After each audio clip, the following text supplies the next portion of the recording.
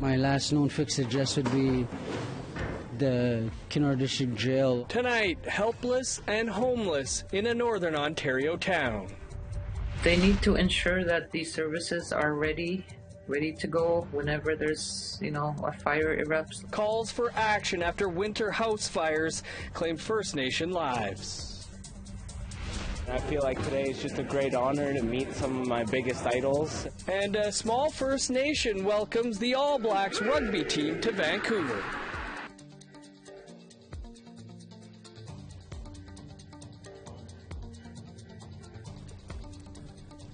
Good evening, I'm Dennis Ward. Welcome to APTN National News.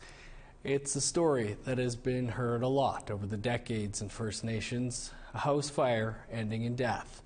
Last month, the family lost their 10-year-old daughter due to fire protection inadequacies on the Weenusk First Nation in Northern Ontario. APTN's Annette Francis spoke with the young girl's mother.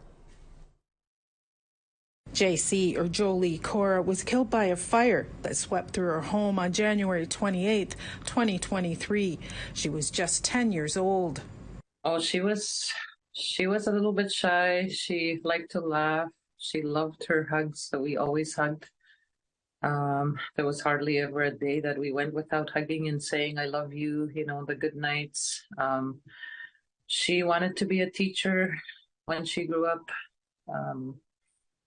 And she loved riding around in the Ski-Doo trails. She loved going for rides. JC's mom, Jen Wabano, says that tragic night she had stepped outside to the garage for a few minutes. When she came back in, fire was already engulfing their home. All of her kids got out except for JC. Tiana was still crying for her sister JC that was still in the room, and I went back in there and I couldn't even go beyond the kitchen island because that's how it was already so fast. Like there was already black smoke and I couldn't really see anything. There was really smoky and the pressure was a lot. Like the pressure, I couldn't go past that pressure. Like it was fire was just going like this, and I could see the floor. With no firefighting resources in the community to put the fire out, Wabano flagged people down, but it was too late. 500 kilometers away in Moosonee, Randy Coda and his wife heard about the tragedy.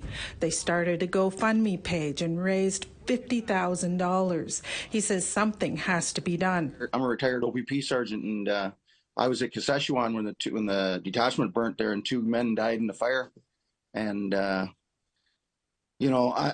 this isn't a today issue. This has been going on for years and years, where there's no fire protection for these communities. The government gives a fire truck and it sits in Winnipeg, but we don't have a firehouse. It's like putting the cart in front of the horse. Just last week, another fatal fire in Northern Ontario on Pikangikum First Nation took 3 lives, including an 8-year-old child.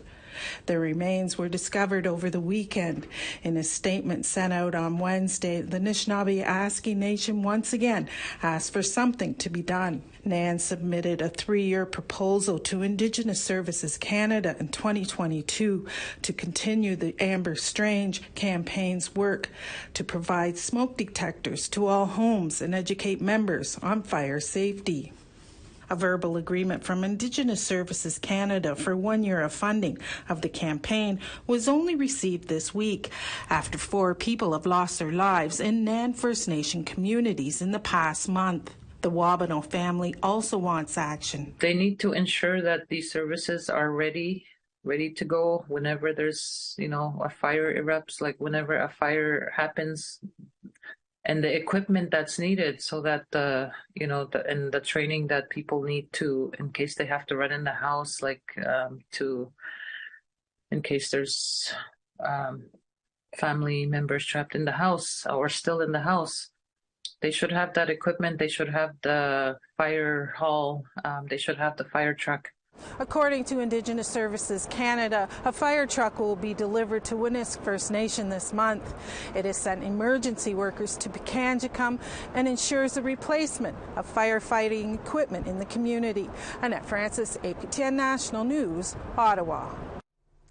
Thanks, Annette. Tragic news from 2 First Nations in Manitoba to tell you about tonight. RCMP say they responded to a report of 2 female youths outside a residence on St. Teresa Point First Nation yesterday. The 2 girls, both aged 14, were taken to the nursing station where they were pronounced dead.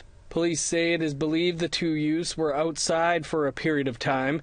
It was approximately minus 23 degrees Celsius overnight on the First Nation, roughly 750 kilometers north of Winnipeg. Autopsies are being done and the investigation is continuing. Meanwhile, RCMP are releasing details from an incident on Peguis First Nation last week where a 6-year-old child was brought to the hospital with a gunshot wound. The investigation found children had gained access to a firearm and a 4-year-old discharged the gun, striking the 6-year-old child. The 6-year-old was taken to hospital with serious but non-life-threatening injuries. An adult male has been charged with unlawful storage of a firearm. For people living on the streets in Kenora, Ontario, finding a place to live seems impossible. With limited space at the only emergency shelter and being publicly banned from some affordable housing, APTN Sav Jones and Tamara Pimentel have part 2 of a series on the unhoused of Kenora. James Nicanapanis of Grassy Narrows doesn't have a lot to his name, but his belongings stay organized despite times of uncertainty. He's lived on the streets of Kenora for roughly 7 years. My last known fixed address would be the Kenora District Jail or just out here on the street. We met him where the majority of Kenora's most vulnerable spend their Friday evenings, at St. Albans Church. A place to get a hot meal, take part in activities, and connect with their street family. But during the later hours when the church is closed, there aren't many options for a warm, good night's sleep. Gotta tough it out to the next day. And right now for the winter, I usually make a little fire. You know, I'll burn newspaper or whatever, or make a little homemade shelter, right, wherever we could. The Kenora District Services Board offers funding for affordable housing and the only overnight emergency shelter in the city. It has 44 beds, compared to the roughly 250 that are unhoused. And the Fellowship Centre is only open during the daytime hours. One of the most affordable options would be the historic Kenrisha Hotel, a prominent building of Kenora's skyline. So we're going to go across the lights. But walk past and you'll see a list of banned residents, 111 names of unhoused people. Every single person's name is on that for the entire public to consume. So if you're on that list, you try and get a job, or you try to, go to a storefront and recognise your name is on that list. How can they receive service here? Dr. Johnny Grech is a physician with the Sunset Country Family Health Team. He helps provide outreach and street medicine to people like James. He says solving the housing shortage in Kenora can curb an ongoing overdose crisis by giving addicts a warm, safe place to work on their recovery. 5 overdose deaths in the last 6 or 7 weeks here. 20 HIV cases since January 2022, when we hadn't really seen HIV here for a long time, and very little new housing options. Kind of makes you think we're at breaking point. Back at St. Albans, Nicanapanis says the Kenrisha banned list impacts the entire street community. Basically, everybody that you've seen here in this room or building today, everybody's name would be on there. APTN spoke with the Kenrisha owner, Fidel Chidiak. He declined an interview and wouldn't clarify why the list is posted outside the hotel. We asked people on the streets what they think needs to be done to support the unhoused. Shelter is the big one.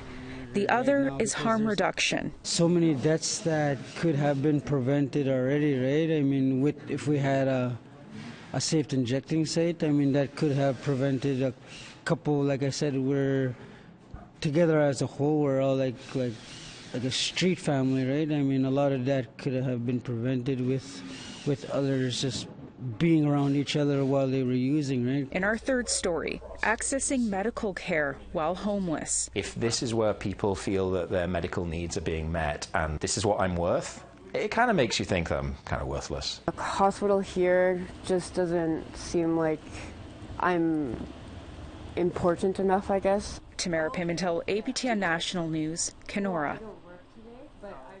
And as Tamara mentioned, you can catch part 3 right here tomorrow night.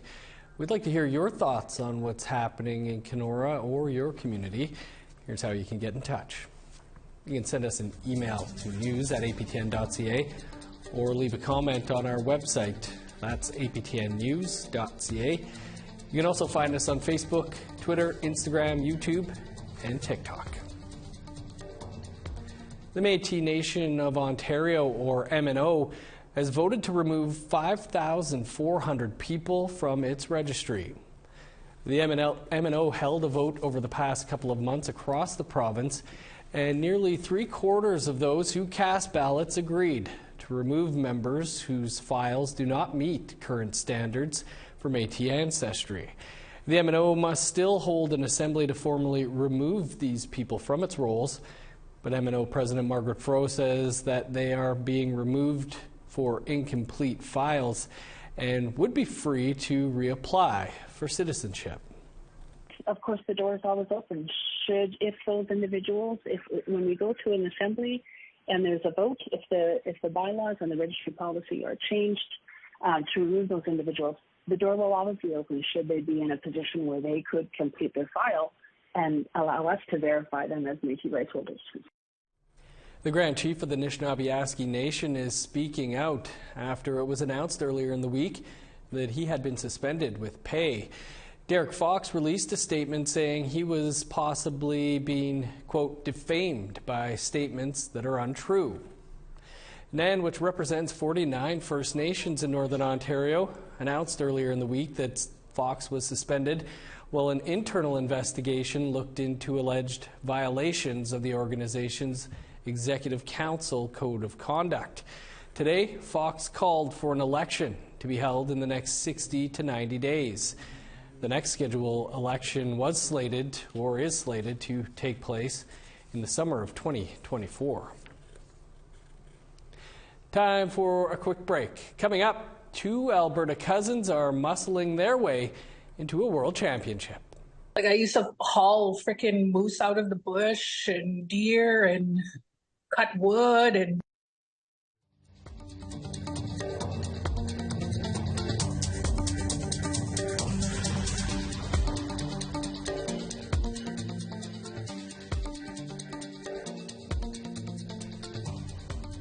Welcome back. 2 Cree cousins from Whitefish Lake First Nation in Alberta are in Columbus, Ohio. They're getting prepared for the 2023 Arnold Classic Strongman and Strongwoman competition. APTN's Chris Stewart spoke to the pair as they get ready to compete this weekend. once I get into that gym, everything makes sense. Angie Houle and her cousin Colton Sloan are getting in the final workouts before the biggest competition of their lives. The two will be facing competition from the best competitors all around the world in the Strongman and Strongwoman events at the 2023 Arnold Classic, owned by famous bodybuilder and actor Arnold Schwarzenegger. Angie has only been competitively training for 2 years with Colton after raising 4 kids. She says she was always strong, even as a youth. Like, I used to haul freaking moose out of the bush and deer and cut wood and haul the boat, haul the nets. So it just became like it's like normal. Colton has been training for 5 years, and both have already made the record books.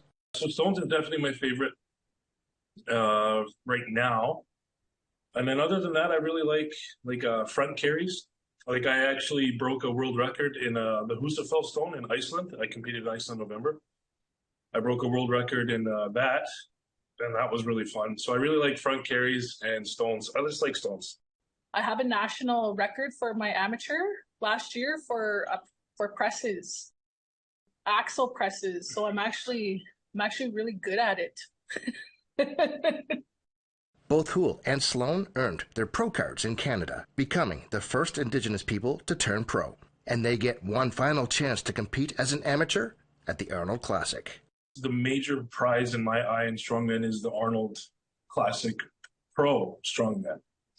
So if I win this one, the amateur side of it, I get to go to compete with the pros in that side, which is where I want to go.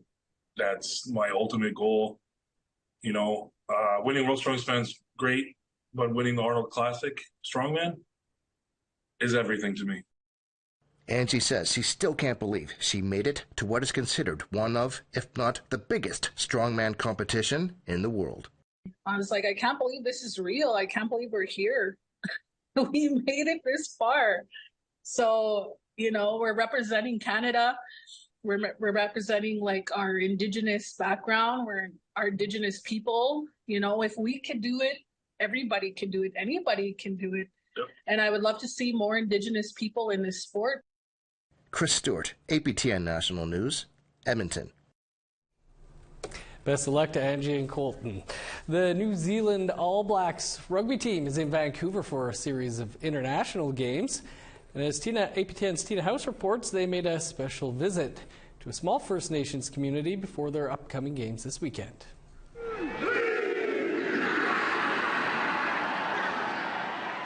On the field, the New Zealand All Blacks are known as tough competitors and always performing their Haka Warrior dance to thousands gathered in stadiums to come see them play.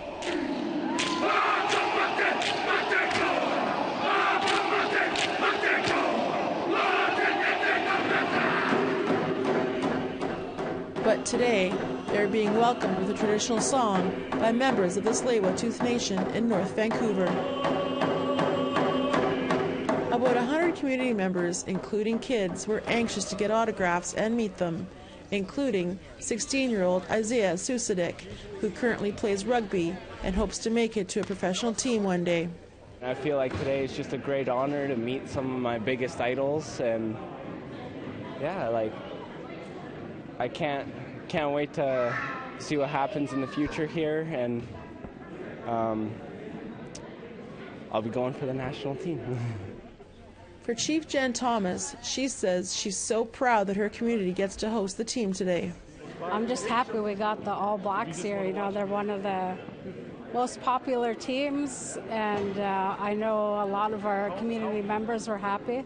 And just what does it take to be on a professional team like the All Blacks? Like, if you're going to do the hard work when no one's looking, like, I guess we'll just pay off on the field and just enjoy playing with your friends and family, I guess, and in some cases, yeah, and just go hard. Ever think that one day you'd be an All Black?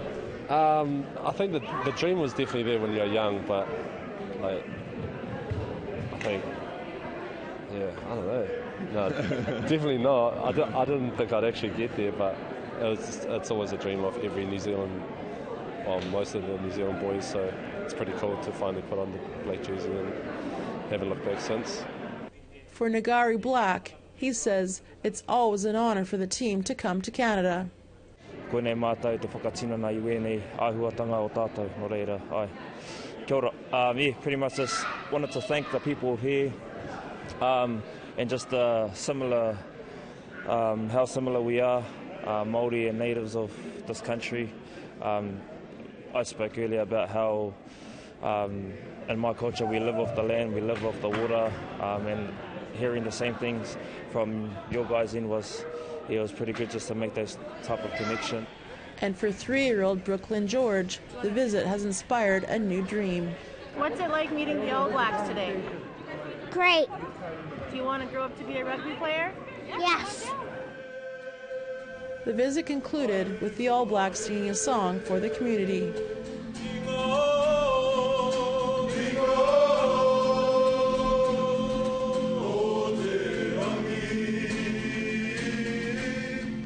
And this weekend, they play in the Rugby Sevens World Series in Vancouver.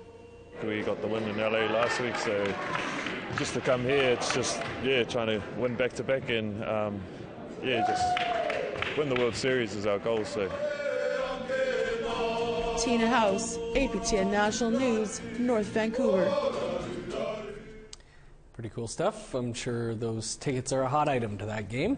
Nation to Nation is just minutes away. We'll check in with Lindsay to see what's coming up after the break.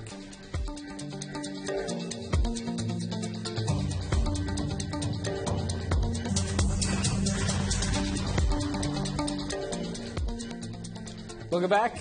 Let's take a look now at our photo of the day. And our very own Charlotte Morit Jacobs was at the Snow Castle Winter Festival in Yellowknife, because of course she was. Always gets to the cool stuff. This one on Great Slave Lake, and she sent us a picture of the many folks taking in the amazing event. That looks incredible. We want to see your photos, so email them to share@aptn.ca for the chance to be our next photo of the day.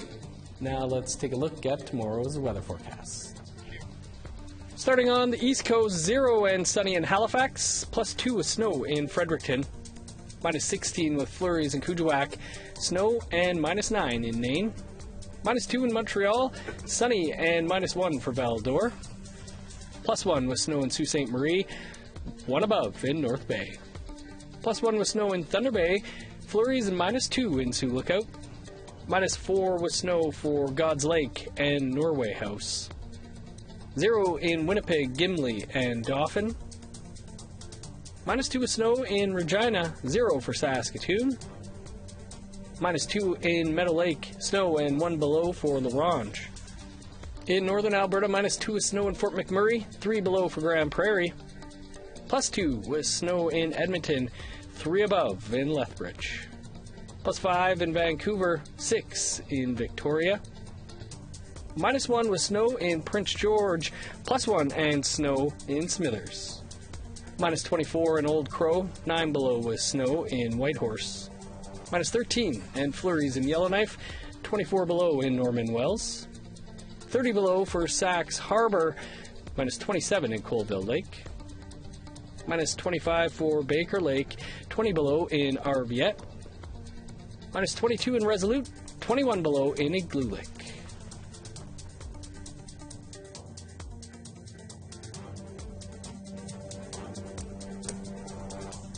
Okay, over to Ottawa now, where our Lindsay Richardson is standing by with a look at tonight's episode of Nation to Nation.